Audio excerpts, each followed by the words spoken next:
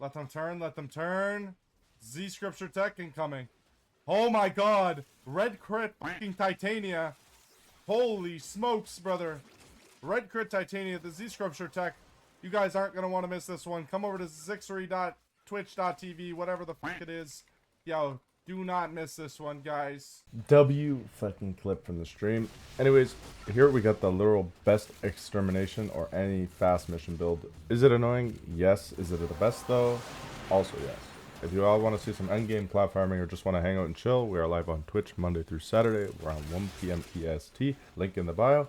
I appreciate y'all so much, and I will see you guys in the next one. Enjoy the video.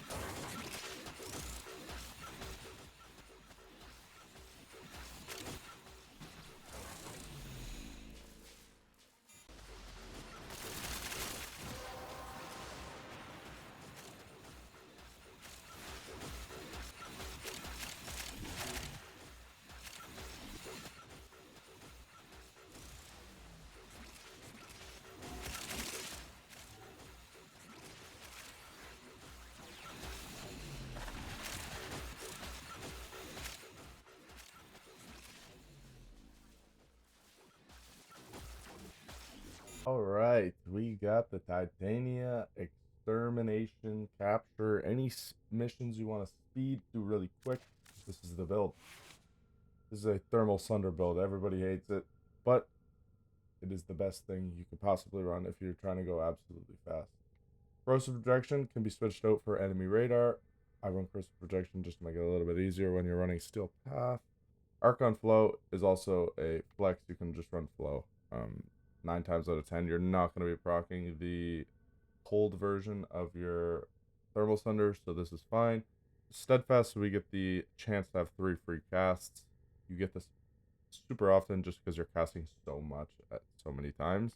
Energize, more energy, obviously. We go for preparation. This is so that we get max energy off spawn. You don't need to max this out. It's not worth it. You still get full energy when you spawn in. And we pretty much just have max range and a lot of efficiency so that we can actually spam our thermal sunder. And then once you get the Fisher buff, you will actually have everything doubled up. The only ability we are using 3 abilities from Titania here. We use Spellbind. It's like Prime Sure-Footed, except you don't have to run Prime Sure-Footed. Just cast this once, and it'll last for 10 seconds. And you won't get knocked over. You can run into walls and still cast your abilities, everything like that. You will need this starting out, as it's not easy to control. We use Thermal Sunder. Obviously, just spam this. You can even put it to your scroll wheel to make it a little bit easier. That is what I do. And then we use our force so that we can actually go super fast and fly around the map at speeds that no other frame can go at.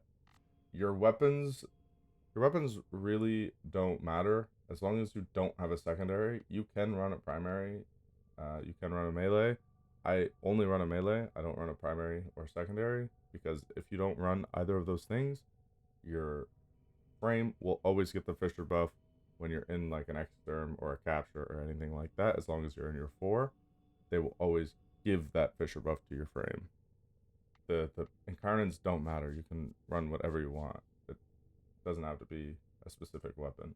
Your companion, again, your companion doesn't really matter. Ideally, you run resourceful retriever and fetch.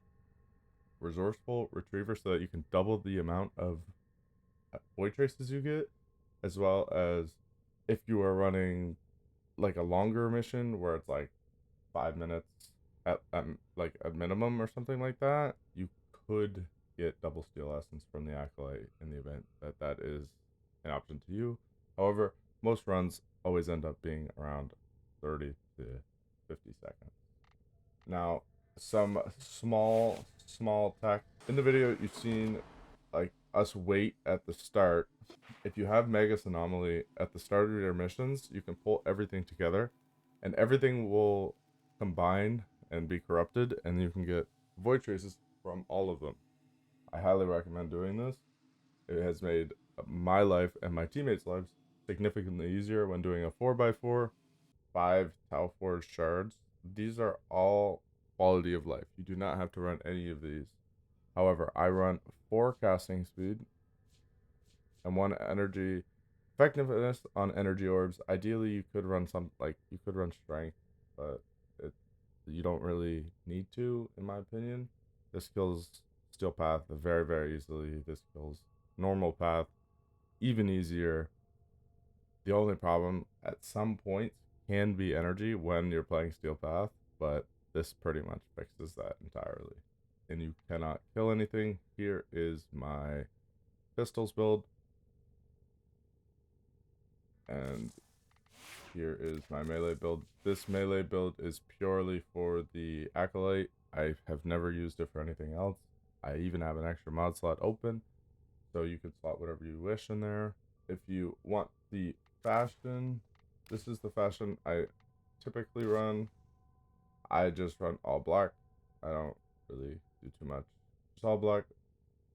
And make sure your thermal sunder is all black, because if your thermal sunder is not all black, you will annoy the shit out of your teammates. You won't be able to see anything. You won't be able to do things quick. If you enjoyed this video, if you made it this far, please drop a like, drop a sub, do whatever you gotta do, man. I will see you guys in the next one. Cheers, peace, and love.